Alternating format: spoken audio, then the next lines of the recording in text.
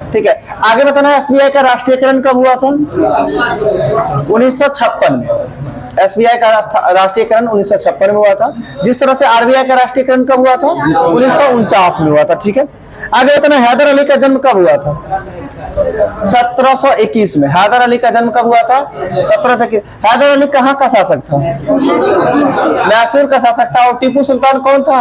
हैदर अली का पुत्र था। हैदर अली का पुत्र था टीपू सुल्तान। आगे बताना हैदर अली जो है मैसूर का शासक कब बना? 1761 में बना था मैसूर का शासक। और हैदर अली की मृत्यु कब हो जाती है? 1782 में हो जाती है, जो कि किस युद्ध के दौरान होती है? हाँ, किसकी? सालाबाई कहाँ ला रहे हैं आप? कोटनोवा की लड़ाई, जो क्या आंग्ल मैसूर युद्ध के दौरान हुआ था। दूसरा आंग्ल मैसूर युद्ध के दौरान। अब आपको बताना है दूसरा आंग्ल मैसूर युद्ध हुआ कब था? 1780 से 84 में। कब हुआ था? 1780 से 84 में दूसरा आंग्ल मैसूर युद्ध हुआ था, जो किस संधि के तहत समाप्त हुआ था? मंगलौर की संधि के तहत समाप्त हुआ था। पहला आंग्ल मैसूर युद्ध कब हुआ था? ठीक है, 1767 से 69 तक हुआ था, जो किस संधि के तहत समाप्त हुआ? मद्रास की संधि के तहत समाप्त हुआ। और तीसरा आंग्लो मैसूर युद्ध कब हुआ था? 1790 से 92 में हुआ था। किस संधि के तहत समाप्त हुआ? तो श्रीरंगपट्टनम की संधि की बात करते हैं। तीसरा आंग्ल मैसूर श्रीरंगपट्टनम की संधि के तहत समाप्त हुआ था, जो कि कब? तो 1792 में। और चौथा आंग्ल मैसूर युद्ध कब हुआ था? 1799 में हुआ था, जिसमें टीपू सुल्तान जो है मारा जाता है। ठीक है, चलिए आगे बताना है आपको अनवरत योजना जो है किसका देन है? गुरनार मंडल का देन है। अब बताना है अनवरत योजना, जिसे इंग्लिश में रोलिंग प्लान बोलते हैं, रोलिंग प्लान का जो है पीरियड कब से कब तक रहा है? 1978 से लेके 1980 के दौरान रहा है। आपको बताना पांचवी पंचवर्षीय योजना का काल कब से कब तक रहा है? जी, 1974 से लेके 78 तक पांचवी पंचवर्षीय योजना का काल रहा है। आपको बताना है अली जिन्ना 20 सूत्री कार्यक्रम, जो 20 सूत्री कार्यक्रम किस वर्ष आया? 1975 में। ये पूछा जाता है कि 20 सूत्री कार्यक्रम जो है किस पंचवर्षीय योजना के दौरान आया था? आसानी से कह सकते, क्योंकि पांचवी पंचवर्षीय योजना का काल कब से कब तक? 1974 से 78 तक। और इसी बीच में 75 होता है, तो पांचवी पंचवर्षीय योजना। अभी तक का बताना है सबसे सफल पंचवर्षीय योजना कौन सा है? सबसे सफल पंचवर्षीय योजना 11वीं पंचवर्षीय योजना हो जाएगा। और सबसे असफल पंचवर्षीय योजना कौन सा हो जाएगा? तो तीसरी पंचवर्षीय योजना हो जाएगा। अब आपको बताना तीसरी पंचवर्षीय योजना का काल कब से कब तक? तीसरी पंचवर्षीय योजना का काल जो है 61 से 66 तक हो जाएगा। ठीक है, और तीसरी पंचवर्षीय योजना के बाद कितना वार्षिक योजना आया था? 3 वार्षिक योजना आया था। 1966, 67, 67, 68, 68, 69, यानी 69 तक।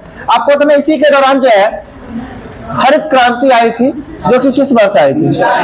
1966-67 में हरित क्रांति। और हरित क्रांति के भारत में जनक किसे कहा जाता है? एमएस स्वामीनाथन। भारत में हरित क्रांति के जनक एमएस स्वामीनाथन। और विश्व में हरित क्रांति के जनक नॉर्मन बोरलॉग की वर्गीज कुरियन।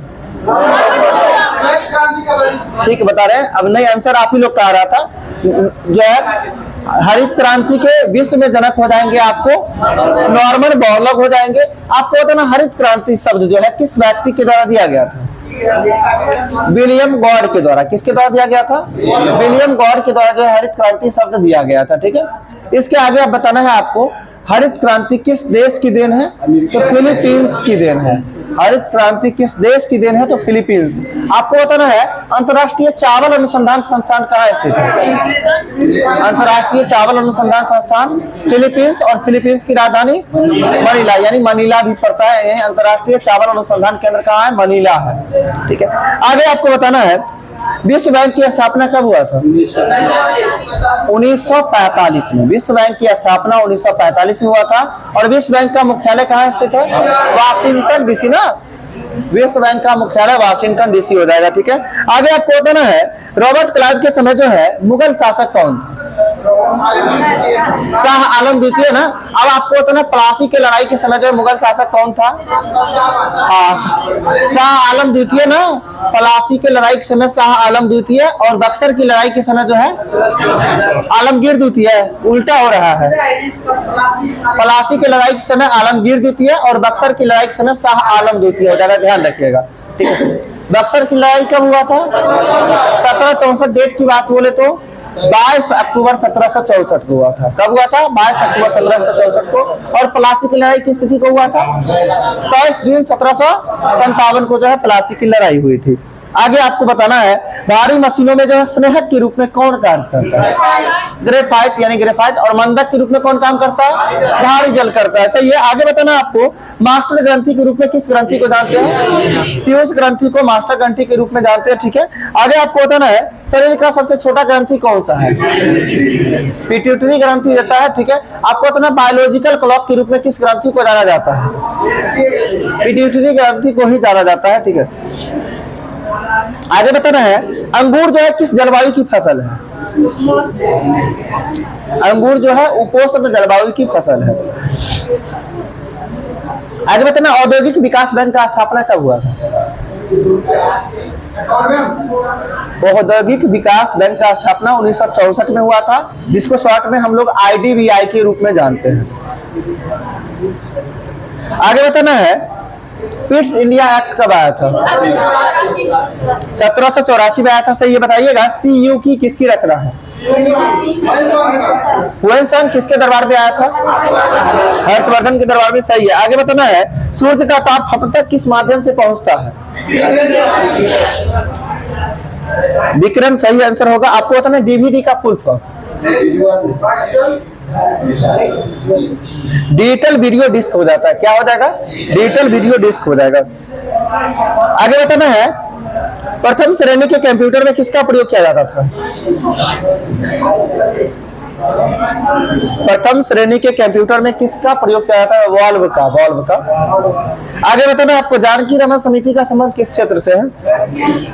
प्रतिभूति घोटाला से हो जाएगा। किससे हो जाएगा? प्रतिभूति घोटाला से हो जाएगा। आगे बताना सूर्य से सर्वाधिक दूरी किस तिथि को होती है? पृथ्वी का सूर्य से सर्वाधिक दूरी 4 जुलाई, जिस घटना को ऑफशोर और इंग्लिश में इसको क्या बोलते हैं? एपीहेलियन। 4 जुलाई को एपीहेलियन और 3 जनवरी को पेरीहेलियन। जिस दिन को जो है कम दूरी होता है उसे जो है पेरीहेलियन बोला जाता है। 4 जुलाई 3 जनवरी। 3 जनवरी को कम न्यूनतम दूरी होता है और 4 जुलाई को अधिकतम होता है। क्या कंफ्यूजन हो गया?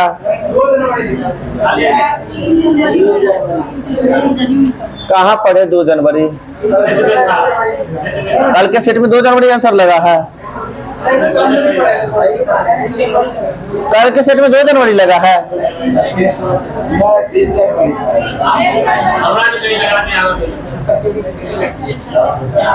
जान लीजिए। नहीं, सही है। 3 जनवरी सही आंसर होगा। 3 जनवरी को न्यूनतम दूरी होती है पृथ्वी और सूर्य के मध्य, जिस घटना को इंग्लिश में पेरीहेलियन बोला जाता है और जो है बोले तो हिंदी में उसे उपसौर बोला जाता है, उपसौरी घटना। आगे अधिकतम दूरी और से अधिकतम और से अपसौर होता है और ये किस तिथि को होता है? 4 जुलाई को होता है। ठीक है। आगे बताना रामकृष्ण परमहंस का वास्तविक नाम क्या था? हम तानसेन का नहीं पूछ रहे हैं आपसे, हम रामकृष्ण परमहंस का वास्तविक नाम। ठीक है। गदाधर चट्टोपाध्याय हो जाएंगे। और जो है तानसेन का बचपन का नाम क्या था? रामतरु पांडे था। आपको बताना विवेकानंद का बचपन का नाम क्या था? नरेंद्रनाथ दत्त था। और स्वामी विवेकानंद के गुरु का नाम? स्वामी विवेकानंद के गुरु का नाम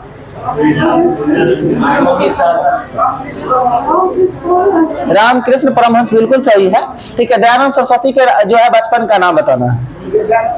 मूल शंकर हो जाएगा। सही है। आगे आपको बताना है द्वैध शासन व्यवस्था को जो है किसके द्वारा शुरू किया गया था बंगाल में? रॉबर्ट क्लाइव के द्वारा। कब शुरू किए थे? 1765 में किए थे। और इसको समाप्त करने का काम किसके द्वारा? वारेन हेस्टिंग्स के द्वारा। कब किए थे ये? 1772 में वारेन हेस्टिंग्स के द्वारा जो है बंगाल में द्वैध शासन को समाप्त किया गया था। और लागू कब किया गया था? 1765 में। किसके द्वारा? रॉबर्ट क्लाइव के द्वारा। बताइए स्वर्ग से उतरा सेना नायक के रूप में किसको जाना जाता है? रॉबर्ट क्लाइव को जाना जाता है। स्वर्ग से उतरा सेना नायक के रूप में रॉबर्ट क्लाइव को जाना जाता है। ठीक है। आगे बताना संगमरमर का रासायनिक सूत्र क्या होता है? CaCO3 होता है, कैल्शियम कार्बोनेट। आगे आपको बताना है माइटोकॉन्ड्रिया को कोशिका का ऊर्जागिरी यानी पावर हाउस ऑफ सेल किसे कहा जाता है? माइटोकॉन्ड्रिया को।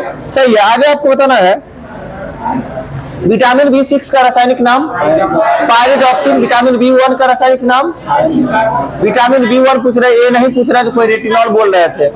विटामिन ए का रासायनिक नाम पहले बोल दीजिए, रेटिनॉल। विटामिन B1 का थायमिन, विटामिन B2 का राइबोफ्लेविन और विटामिन B3 का नियासिन, विटामिन B5 का pantothenic acid, vitamin B6, pyridoxine और vitamin B7, biotin, vitamin H, biotin, vitamin B9, folic अम्ल, ठीक है, विटामिन B11, फॉलिक अम्ल, vitamin B12, cyanocobalamin, vitamin C का रासायनिक नाम, एस्कॉर्बिक एसिड, विटामिन डी का, कैल्सीफेरॉल हो जाएगा, विटामिन ई का, टोकोफेरॉल और विटामिन के का, विटामिन के का क्विनोक्विनोन हो जाएगा, ठीक है। इन सभी विटामिन का एक बार आप रासायनिक नाम सुन लिए। हमें लगता है थोड़ा स्पीड हो गया था, किन्हीं को याद नहीं हुआ होगा, जिनको याद हुआ उनको जवाब देने में बहुत मजा आया। ये होता है, फिर से एक बार सुनिएगा, आराम से बोलते हैं, ठीक है। सुनिएगा गौर से, अब लास्ट में हम पूछेंगे भी, ठीक है। विटामिन ए का रासायनिक नाम रेटिनॉल, ठीक है। विटामिन बी का रासायनिक नाम थायमिन, विटामिन B1 का रासायनिक नाम। अब लिखने में लग जाइएगा तो कुछ नहीं याद होगा, कुछ याद है, कुछ भूले हुए इसीलिए। अब जो हम क्या बता रहे हैं, पहले अच्छा से सुन लीजिए, घर पे जाइएगा, ठीक है। नहीं कुछ तो शाम में वीडियो अपलोड हो जाएगी, एक बार वीडियो फिर से सुन लीजिएगा, ठीक है। पहले अच्छा सुनिए, सुनिएगा तो कम से कम अभी कुछ ना कुछ माइंड में गेन करिएगा। आप लिखने में लगे हुए हैं, जब तक हम विटामिन B1 बोले तब तक हम विटामिन डी तक हम पहुंच चुके हैं। आप पता चलेगा एक को लिख रहे हैं, ठीक है। सुनने के लिए विकल्प मिल रहा है, रिवीजन करने के लिए आप रिवीजन कर लीजिएगा। विटामिन ए का रासायनिक नाम बोलिए, रेटिनॉल। विटामिन बी का थायमिन, विटामिन B1 का वही हुआ thiamine, vitamin B2 riboflavin, vitamin B3, देख रहे कितना जवाब निकल रहा है, नियासिन, विटामिन B5, देख रहे हैं को निकल रहा है। विटामिन B5 का रासायनिक नाम पेंटाथोनिक एसिड, विटामिन B6 का pyridoxine, vitamin B7, biotin, vitamin B9, folic अम्ल, विटामिन B11, फॉलिक अम्ल हो देता है विटामिन B12, साइनोकोबालामिन। एकमात्र विटामिन जिसमें कोबाल्ट की मात्रा पाई जाती है वो विटामिन B12 होता है, ठीक है। साइनोकोबालामिन, कोबाला मतलब यानी कोबाल्ट से बना है। आगे बात करते हैं vitamin C, ascorbic acid. Vitamin C के कमी के कारण कौन सा रोग होता है, एस्कॉर्बी रोग होता है। मसूड़े से ब्लड का आना किस विटामिन की कमी के कारण, विटामिन सी के कमी के कारण। आगे इतना विटामिन डी जो है, डी का रासायनिक नाम क्या होता है, कैल्सीफेरॉल होता है, ठीक है। आगे बताना विटामिन डी का कैल्सीफेरॉल, विटामिन ई का टोकोफेरॉल। बताए हड्डी से संबंधित रोग किस विटामिन की कमी के कारण, विटामिन डी के कमी के कारण होता है। बांझपन किस बीमारी विटामिन के, विटामिन ई के कारण होता है। आगे बताना बालों का झड़ना किस विटामिन के कारण, विटामिन B7 और बालों का पकना विटामिन B5। बालों का पकना यानी पहले बाल पकेगा तब ना झड़ेगा, विटामिन B5, बालों का पकना, विटामिन B7, बालों का झड़ना। आगे बताना है आपको विटामिन के का रासायनिक नाम क्विनोक्विनोन। एक दो बार पढ़िएगा ना, अपने आप याद हो जाएगा, समझे। चलिए आगे आइएगा। आगे बताना राउरकेला इस्पात संयंत्र का स्थापना कब हुआ था, 1900 दूसरा पंचवर्षीय योजना के दौरान ही हुआ था, 1956। और बताना राउरकेला इस्पात संयंत्र का स्थापना की बात करते किस देश की सहायता से हुआ है, जर्मनी के सहायता से। दुर्गापुर इस्पात संयंत्र का स्थापना किस देश के सहयोग से, दुर्गापुर, बोलिए बेटा दुर्गापुर कहाँ पड़ता है, पश्चिम बंगाल में। लोकप्रिय मेला कौन सा,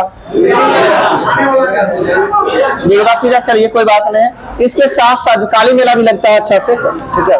हाँ आपको बताइएगा दुर्गा जी का कितना हाथ, 10 ना, 10 ना। 10 मतलब क्या होता है, 10 होता है। ब्रिटेन यानी दुर्गापुर इस्पात संयंत्र की स्थापना किस देश की सहायता से, ब्रिटेन। 10 मतलब क्या होता है, 10 होता है। सीधा ध्यान रखें, दुर्गापुर इस्पात संयंत्र की स्थापना ब्रिटेन की सहायता से। दुर्गा जी के 10 हाथ, इससे ध्यान रखें 10, ठीक है। चलिए आगे बताना है आपको। बोकारो स्टील कारखाना का स्थापना 1964 किस पंचवर्षीय योजना के दौरान? तीसरी पंचवर्षीय योजना के दौरान हुआ था। और आपको बताना बोकारो किस देश की सहायता से? रूस की सहायता से ही हुआ था। आगे बताना आपको भारत में जो है कैसी बेरोजगारी देखने को मिलती है? वही संरचनात्मक बेरोजगारी की बात करते हैं। कृषि के क्षेत्र में कैसी बेरोजगारी? प्रछन्न बेरोजगारी देखने को मिलता है। अप्रछन्न नहीं होता है, प्रछन्न बेरोजगारी होता है। ठीक है, और लगा देते हैं, प्रछन्न बेरोजगारी होता है। क्या वो अलग अलग होता है? ठीक है, शहरी क्षेत्रों में जो है ना, या फिर पढ़े हुए लोगों के बीच जो बेरोजगारी होती है उसको बोला जाता है कैसा बेरोजगारी? शिक्षित बेरोजगारी होती है शहरी क्षेत्र में, यानी पढ़े हुए लोग की बात करते हैं। और छिपी हुई बेरोजगारी कृषि के क्षेत्रों में देखने को मिलती है। लगता है कि बहुत ज्यादा है, लेकिन फिर भी वो छिपी हुई बेरोजगारी रहती है। आगे आपको बताना है बादलों की दिशा एवं गति मापने वाला यंत्र कौन सा है? नेपोस्कोप हो जाएगा। ठीक है, आगे बताओ नाभिकीय विकिरण से शरीर का कौन सा अंग प्रभावित होता है? अस्थि मज्जा। कौन सा होता है? अस्थि मज्जा प्रभावित होता है। सही है। आगे बताना आपको उत्तरी अमेरिका में बहने वाली गर्म हवाएं क्या कहलाती है? उत्तरी अमेरिका में बहने वाली गर्म हवाएं क्या कहलाती है? ब्लैक रोलर कहलाती है। पश्चिम बंगाल में बहने वाली गर्म हवाएं क्या कहलाती है? काल वैशाखी। केरल में गर्म हवाएं क्या कहलाती है गर्मी के दिनों में? आम्र वर्षा। आम्र वर्षा केरल में, कॉफी वर्षा कर्नाटक में। कॉफी वर्षा कर्नाटक में। और उत्तरी भारत की बात करते हैं तो लू हो जाएगा उत्तर भारत में, यानी उत्तर भारत में बहने वाली गर्म हवाएं को किस नाम से जानते हैं? लू के नाम से जानते हैं। पश्चिम बंगाल में किस नाम से जानते हैं? काल वैशाखी के नाम से जानते हैं। और यदि बात करें केरल में किस नाम से जानते हैं? आम्र वर्षा। और कर्नाटक में किस नाम से? कॉफी वर्षा। ठीक है, आगे बताना है आपको हाइड्रोजन का आइसोटोप क्या होता है? हाइड्रोजन का आइसोटोप ड्यूटेरियम होता है। जैसे कि हम बोलते हैं भारी जल का अणुसूत्र क्या होता है? H2O होता है। उसमें क्या होता है? भारी जल बोले, और ऐसे सीधा जल का बोले तो H2O होता है। यानी हाइड्रोजन का आइसोटोप की जगह पे क्या आ गया? D आ गया, यानी ड्यूटेरियम होता है। तो हाइड्रोजन का आइसोटोप क्या होगा? ड्यूटेरियम। आगे बताना है भारी जल का अनुभार कितना होता है? 20 होता है। भारी जल का 20 होता है। जल का अनुभार कितना होता है? 18 होता है। ठीक है, आगे आपको बताना है ठोस कार्बन डाइऑक्साइड का प्रयोग जो है किसमें किया जाता है? तो रेफ्रिजरेटर। और रेफ्रिजरेटर में किसका प्रयोग करते हैं? ठोस कार्बन डाइऑक्साइड का भी।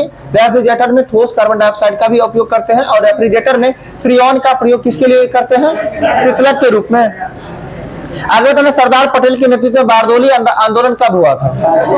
1928 में। ठीक है, आपको बताना है जो है 1917 में चंपारण सत्याग्रह आंदोलन जो हुआ था, जिस आंदोलन का जांच कमेटी जो है किस की अध्यक्षता में गठित की गई थी? FG सलाई की अध्यक्षता में। किनकी अध्यक्षता में? FG सलाई की अध्यक्षता में जो है जांच कमेटी का गठन किया गया था। आगे आपको बताना है 1911 में बंगाल विभाजन को रद्द किया गया था किस समिति के सिफारिश पर? अरुणडेल कमेटी की सिफारिश पर जो है 1911 में बंगाल विभाजन को रद्द किया गया था किस कमेटी की सिफारिश पर? अरुणडेल कमेटी की सिफारिश पर। आगे बताना है किस अनुच्छेद के अकॉर्डिंग जो है 14 वर्ष से कम आयु के बच्चों को जो है कारखाना में काम करने पे मना किया गया है? अनुच्छेद 24। बताइए किसी व्यक्ति को देह व्यापार या फिर जो है बलात्श्रम की बात करते हैं किस अनुच्छेद में है? अनुच्छेद 23 में है। किसी भी धर्म को मानने के लिए आप बाध्य नहीं किया जा सकता, आपको किस अनुच्छेद के अकॉर्डिंग? 25। किसी भी धर्म का प्रचार प्रसार कर सकते हैं या फिर जो है पूजा पाठ कर सकते हैं किसके तहत? 26 के तहत। और आपको बताना है किसी भी धर्म के लिए जो है, यानी किसी भी कार्यों के लिए, धार्मिक कार्यों के लिए आप चंदा इकट्ठा कर सकते हो, वो टैक्स फ्री होगा अनुच्छेद 27 के तहत। यानी अनुच्छेद 25 से 28 तक जो है धार्मिक स्वतंत्रता का अधिकार है। क्या है? धार्मिक स्वतंत्रता का अधिकार। अनुच्छेद 25 में कहा गया आप किसी भी धर्म को मान सकते हैं। अनुच्छेद 26 में कहा गया आप तो जो है किसी भी धर्म का पूजा पाठ यानी यज्ञ जैसे बोलते हैं वो सबका अनुष्ठान कर सकते हैं, यानी किसी भी धर्म का प्रचार प्रसार कर सकते हैं। 27 में क्या कहा गया है? तो धार्मिक कार्यों के लिए जो है आप जो टैक्स यानी चंदा वसूलेंगे वो टैक्स फ्री रहेगा। 28 में क्या कहा गया है बताना है, बहुत इंपॉर्टेंट है अनुच्छेद 28।